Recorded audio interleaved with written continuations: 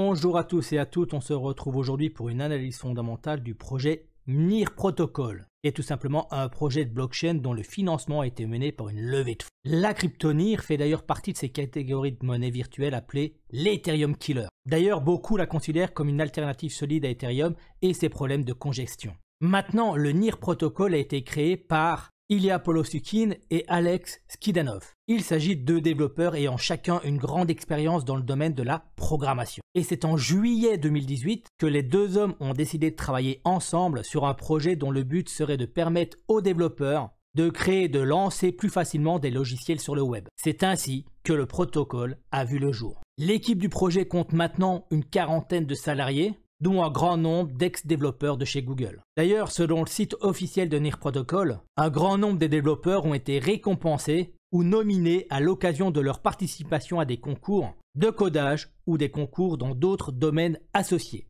notamment l'International Collegiate Programming Contest alias ICPC. Et M. Skidanov a lui-même travaillé chez MenSQL et Microsoft, alors que M. Polosukhin a apporté sa contribution à la plateforme de machine Learning Open Source, TensorFlow et Google Search. Maintenant, le projet NEAR représente une plateforme d'application décentralisée fonctionnant de la même façon qu'EOS ou Ethereum. Cette plateforme qui propose la technologie du sharding fonctionne avec un consensus en proof of stake. La scalabilité du réseau est augmentée grâce à cette technologie du sharding qui divise un réseau en plusieurs morceaux. Cela permet tout simplement d'effectuer des calculs en parallèle. Le projet NEAR permet donc de rendre des applications plus utilisables sur le web. Et le mécanisme utilisé par le réseau s'appelle tout simplement Nightshade. Il permet une stabilité des frais et une bonne mise à l'échelle. Le stockage des données et les frais de traitement de transactions sont effectués grâce à la crypto-monnaie NEAR Protocol. Le jeton est aussi utilisé pour l'exécution de nœuds validateurs sur le réseau. Et enfin,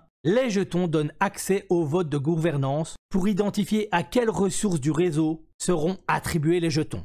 Par ailleurs, à part son sharding qui lui permet une montée en charge du réseau sans friction, le projet NEAR s'intéresse également à la programmation. Le projet utilise des outils NEAR spécialisés. On peut citer entre autres les NEAR SDKS qui prennent en compte non seulement les outils standards pour Rust et AssemblyScript, mais également les structures de données. Le Gitpod pour NEAR est aussi utilisé pour permettre aux développeurs d'avoir une expérience d'onboarding immédiate. Par ailleurs, les développeurs d'applications peuvent profiter du NEAR Wallet pour créer des expériences utilisateurs simplifiées. Pour la compréhension des performances du réseau et le débogage des contrats, le projet fait recours au NEAR Explorer. Enfin, les développeurs peuvent déployer des applications à partir de l'environnement locaux grâce au NEAR Command Line Tools.